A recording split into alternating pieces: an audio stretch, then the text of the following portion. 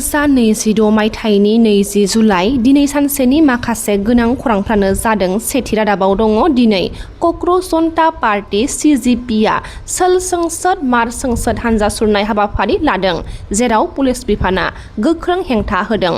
Police बिफाननिफ्राय 5,000 रैखाथि हानजाखौ थिसननाय जादों होनना खौरां मोन्दों। दिल्लीयाव हेंथा सोमावसारनायाव गोबां रोजा रोजा फरायसाफोरा बाहागो लादों।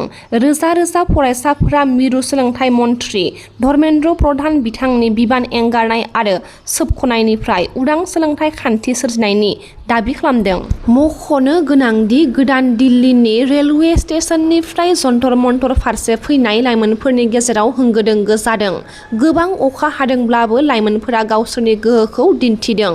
हादोराव फिन खेबसेबाव मोनसे गिदिर सोमावसारनायनि फारसे दावगालांगासिनो थानायखौ नुनो मोन्दों। CGPनि गाहाय अभिजित दिपके बिथाङा फोरमायथिदों, भारतनि जारिमिनाव बयनिख्रुइबो देरसिन हानजा सुरनाया जानो थांगासिनो दङ होननानै।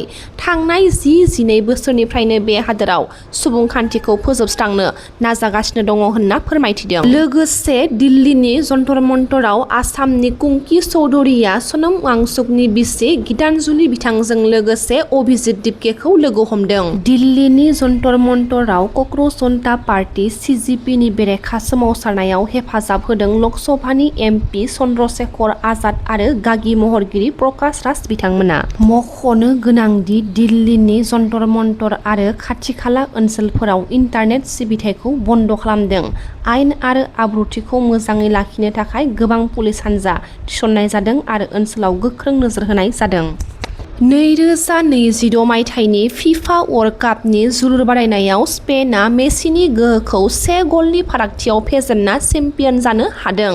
106थि मिनिट सम गोख्रों गेलेनायनि जोबथा बुब्लियाव जोलुरनि गोहोगोरा आर्जेन्टिनाया स्पेननि आखायाव जेननो गोनां जादों। खर'सा आसामाव गोबां अखा हानायजों दैबानाया गिख्रंथाव महर लादों।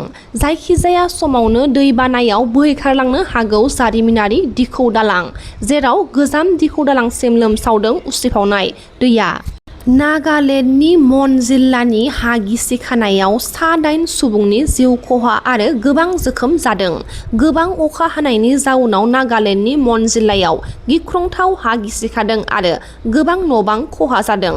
हा गिसिखानानै न'फोरा खहा जादों आरो गोबां सुबुंनि जिउआ गोमायो होनना खौरां मोन्दों।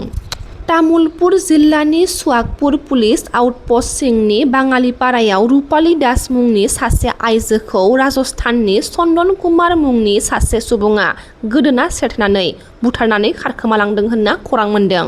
रुपाली दास आरो राजस्थाननि चन्दन कुमारा रं नाम्बारजों सिनायलायनानै गोसो थोलायदोंमोन।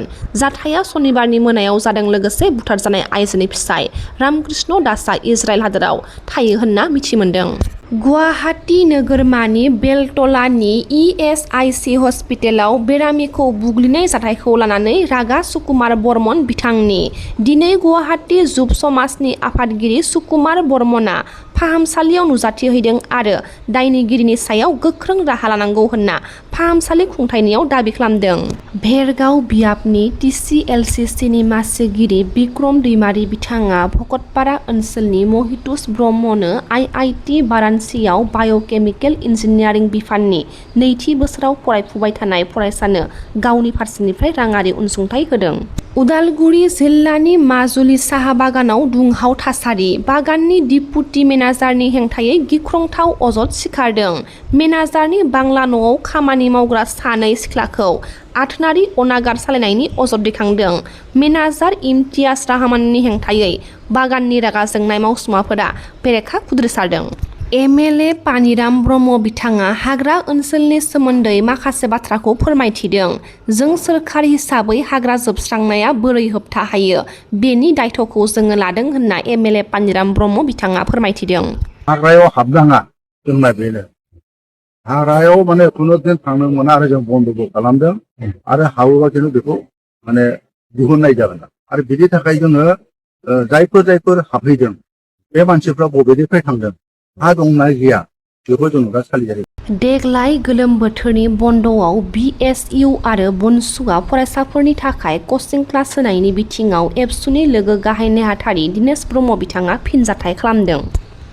2022 मायथाइयाव जों नुदों सोलोंथायाव मोनसे जावरिखांनाय फैदों नामा बेखौ सासे दुलाराय बर' फरायसा आफादनि सासे मावथि हिसाबै आं नुखांदों नुदों जोङो दुलाराय बर' फरायसा आफादाव जोङो गोलोम बोथोराव बेसेन नाङै फोरोंथाइ जों जाय होयो फरायसाफोरनो स्पेसियेलि जोङो 9-10नि बर' बिजोंनि फरायसाफोरनो जों होयो बे जों बेसेबां गोबावनिफ्रायनो जों लाबाय थादों नाथाय जेब्ला जों गोदानै नुदों 2022 मायथाइयाव बनसुआनो होन बिएसआनो होन बिथांमोनाबो बे मोनसे बेबस्था खालामदों आं दुलाराय बर' फरायसा आफादनि जानानै सासे मावथि हिसाबै आं बिथांमोनखौ साबायखर बावहरदों नाथाय जोंनाव मोनसे कुइसन सोमजिदों मोनसे सोंथि सोमजिदों जेब्ला सरकाराव थानाय जायफोर विंसफोर दङ बिएसइउ बिथांमोना जे कचिंनि बेबस्था खालामदों आंहा मोनसे सोंथि फैदों आरो जेनेबा जोंनि सोलोंथाइ बेबस्थायाव माबा मोनसे गेना गोरोन्थि थालांदों नामा जायनि थाखाय दिनै बिथांमोना बिएसइउआव फैनानै कचिं होनांगौ जाखो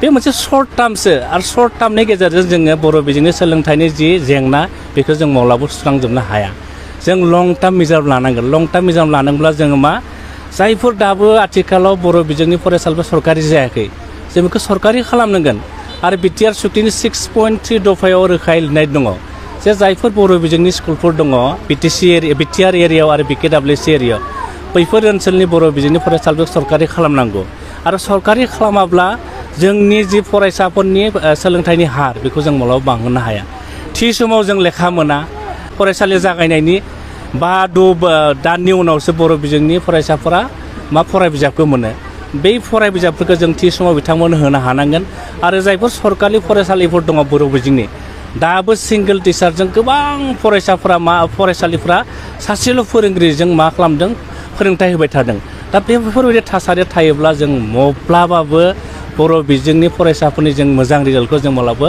मोननो हानाय नङा ओंखायनो बे समाव आङो बिटिसिनि चिफ हाग्रामा महिलारि बिथांखौ खावलायदो नोंथाङा थाबैनो एलपि आरो इउपि फरायसालिनि थाखाय जि फोरोंगिरिफोरनि थिसनथाइ बेखौ नोंथाङा होनो नांगौ आरो थि समाव बर' बिजोंनि जि फराय बिजाब बेखौ मोनहोनायनि थाखाय नोंथाङा बेखौ बेबस्था खालामनांगौ आरो बेफोर बेबस्थाया थिग जायोब्लानो जों फैबाय थानाय समाव बर' बिजोंनि जेंनाखौ जों सुस्रांनो हागोन होननानै दुलाराय बर' फरायसा आफादा मोनसे फोथायनाय दं